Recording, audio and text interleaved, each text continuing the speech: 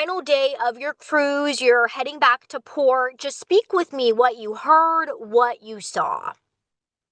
Yeah, I was laying in a chair reading a book, and the captain came on and said, "Mr. Mob, port side."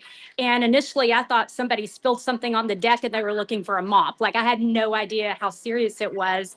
And then the next thing we knew, my son saw all the crew running to the edge. We were on the top level of the boat, and he saw the crew running to the side of the boat.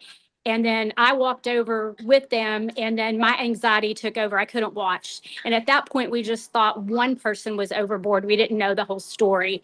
And so at that point, I just went and got in my lawn chair and just started praying.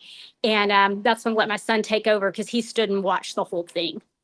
Yeah, so you Brandon, could, yes, ma'am. go ahead. I mean, what did you see?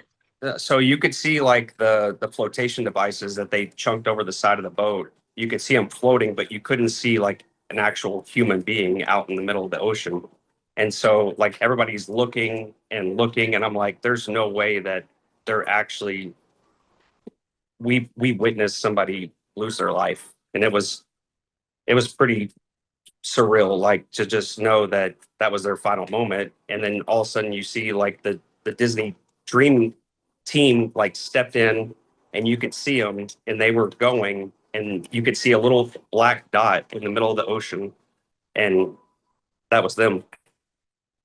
To know this was a father and child, a young child went into the open ocean and then a father jumped after her. How did you feel just knowing that and everyone survived? My immediate thought was, if that was my child that went over, I'm up and over right behind him. Like, I have a 15-year-old, a 13-year-old, and the first thing my wife did was reach out to both kids and like, "Are you okay? Are you okay?" Because they were away from us, and no, I can't imagine what he was thinking. Entire rescue, can you just describe? Because I've been seeing some social media chatter, people saying I've never seen a cruise ship make a 180 that fast and rescue boats in the water. Just what were they doing? What were you seeing? I mean, it's a large ship, but it made like a 180, like you said, real quick. I mean, they spun around, and the team was immediate action. I mean, Disney people, I don't even have words. They're miracle workers. They saved that family. And then, Nikki, when you were there just praying and trying to, like, distance yourself from what's going on, but letting God do the work, when you started hearing, people are surviving, we're bringing them back on board. I mean, what was your feelings just hearing that?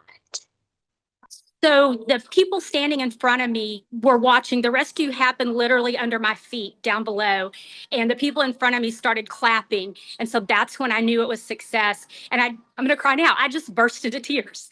Like, the emotion, being a mom, being a grandmother, like, you're on vacation, you're having the best time of your life, and something so tragic like that happened. Like, it was just tears of relief that those prayers were answered.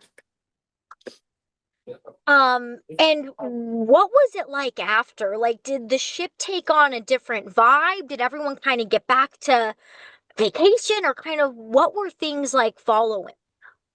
No, so the crew once again did a phenomenal job, because the captain came on board and was like, "We have two people that went overboard. We have two people back on the boat," and to make sure that everybody knew that they were safe. And so it took about a good 2 hours before the vibe kind of started coming back up. Everybody's concerned, worried, are they hurt? Because you don't know what their condition was.